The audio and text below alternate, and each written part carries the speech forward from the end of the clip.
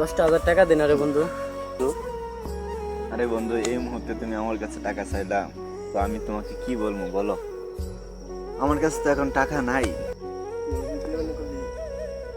খারাপ সময় আমার যাইতেছে, কিন্তু তোরও এক সময় খারাপ যাবে বন্ধু, বুঝছিস? কিন্তু এইভাবে আমাকে ইনসাল্ট করলে এটা কিন্তু ঠিক না রে বন্ধু। ঠিক আছে ঠিক আছে।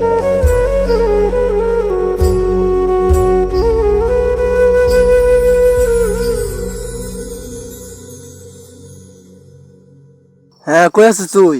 সাথে একটা বন্ধু আছে না, শাওন? সে তো অ্যাক্সিডেন্ট করছে, তুই শুনছস? কি বলিস বন্ধু? ও শুনি নাই তো।